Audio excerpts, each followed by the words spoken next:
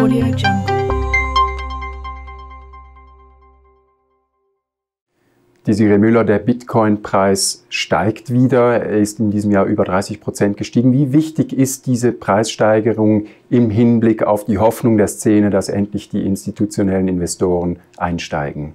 Sehr wichtig, würde ich sagen, denn wie in der traditionellen Finanzbranche ist auch im Kryptobereich der Anleger ein prozyklischer Anleger und erst wenn die Märkte nach oben reagiert haben, hüpft er darauf auf. Wir merken auch, viele unserer potenziellen Investoren, die haben eben diesen traditionellen Background und die haben Bitcoin oder die Kryptotoken insgesamt nicht auf ihrem Radar. Die lesen auch traditionelle Medien und erst wenn dann zum Beispiel wie kürzlich in der NZZ am Sonntag ein positiver Bericht über den Bitcoin geschrieben wird, dann schauen sie sich's an und haben eben auch Angst, etwas zu verpassen. Jetzt ein Ereignis, das beim Bitcoin ansteht, über das reden alle, das ist dieses sogenannte Halving. Dort wird eine weitere Preissteigerung erwartet. Können Sie das erklären? Was steckt dahinter? Ja, Bitcoin ist in unseren Augen ein Wertaufbewahrungsmittel, das sich primär durch zwei spezielle Eigenschaften auszeichnet. Es ist nämlich rar und es ist unkonfiszierbar. Und diese Rarität, die zeigt sich darin, dass es nie mehr als 21 Millionen Bitcoins geben wird. Und davon sind bereits 18 Millionen produziert worden, die sind im Umlauf.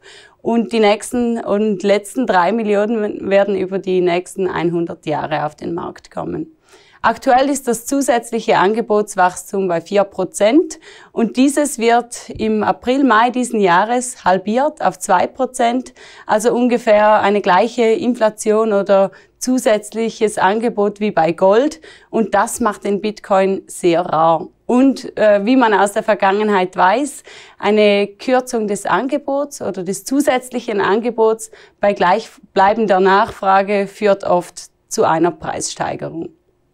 Sie sind eigentlich eine junge Kryptounternehmerin. Sie kommen ursprünglich aus dem Asset Management, haben, glaube ich, Ihr Unternehmen im Mai 2018 gegründet. Eigentlich der denkbar schlechteste Moment, wenn man die Märkte anschaut. Was war Ihre Motivation zu diesem Schritt? Ja, ich komme aus der traditionellen Finanzbranche und ich habe da viele spannende Jahre erlebt. Ich habe aber auch gemerkt, dass es immer mehr eine Konsolidierung gibt, eben immer mehr Kostendruck, immer mehr diesen Shift von aktiv gemanagten zu passiv gemanagten Produkten.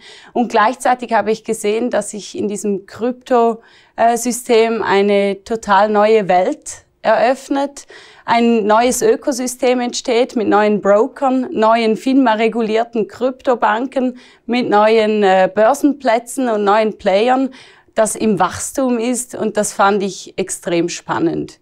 Ja, ich habe in einen Markt lanciert, der nach unten zeigte. Das hat wehgetan. Andererseits muss ich auch sagen, dass es uns die nötige Zeit gegeben hat, um unseren Setup professionell, regulatorisch korrekt aufzubauen, mit den richtigen Produkten jetzt am Markt zu sein, die man auch verkaufen kann und darf. Und darum insgesamt, der Track Record hat uns geholfen. Und das auch in einem Umfeld in der Schweiz, wo eben Krypto eigentlich mit offenen Armen empfangen wird. Sie sind, glaube ich, ein 2-Personen-Unternehmen, haben inzwischen 2 Produkte im Vertrieb. Wie schwierig war das, diese zu etablieren? Ja, das eine ist ein Kryptofonds, das andere ein Kryptozertifikat. Der Fonds war zuerst und da gab es schon massive Probleme, weil obwohl es Leute gab, die zeichnen wollten, haben die Settlement-Unternehmen wie Clearstream oder Euroclear gesperrt. Wahrscheinlich aus Angst vor dem Neuen. Leider haben sie gar nicht groß kommentiert, warum sie das ablehnen. Das war ein großes Problem, ein großer Stolperstein und dem konnten wir jetzt mit dem Zertifikat entgegenwirken, das jetzt für alle einfach zu zeichnen und in jedes Depot zu zeichnen auch ist. Ja. In Ihren Produkten ist Bitcoin ein Teil, aber Sie setzen eigentlich vor allem, glaube ich, auch auf andere Token, denen Sie größeres Potenzial zurechnen. Welche sind das zum Beispiel? Ja, es gibt momentan verschiedene Themen, die wir ganz spannend finden in dieser neuen Kryptowelt. Das eine ist das ganze Thema um Decentralized Finance. Da gibt es mittlerweile Kreditkarten, wenn man die benutzt, kriegt man 5% Rabatt auf alle Zahlungen.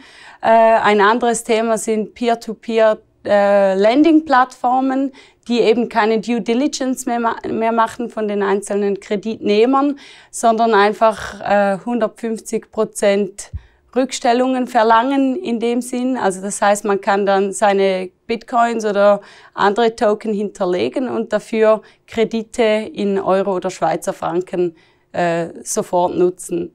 Ein anderes Thema, was wir spannend finden, ist das ganze Thema Ethereum 2.0 Ökosystem. Also alle die neuen Firmen, die auf diesem neuen Ökosystem aufbauen und eben oft auch zusammenarbeiten mit der traditionellen Welt, mit Playern wie Intel oder Google. Und das finden wir extrem interessant. Ein drittes Thema ist auch noch Staking.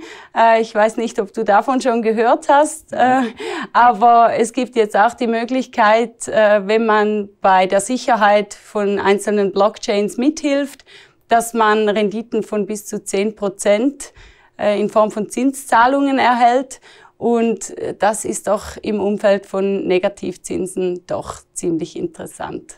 Absolut.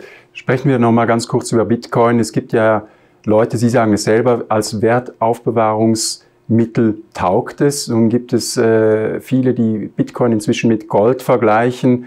Und wenn man dann die Metrics anschaut, dann wäre Bitcoin im Prinzip 30-fach unterbewertet im Vergleich zu Gold. Stimmen Sie dem zu? Wäre schön, ich hoffe es. Also unsere eigenen Bewertungsmethoden zeigen auf einen fairen Wert von Bitcoin von 25.000 Franken bis zum Ende dieses Jahres. Ein fairer Wert, der ist nicht immer stabil eingehalten. Es gibt große Schwankungen darum herum, aber das erachten wir als realistisch.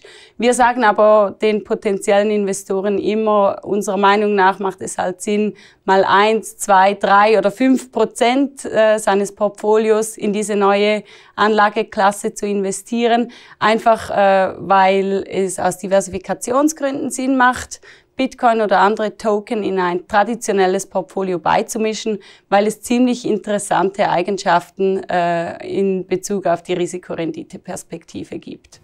Frau Müller, herzlichen Dank. Danke vielmals. Audio Jungle.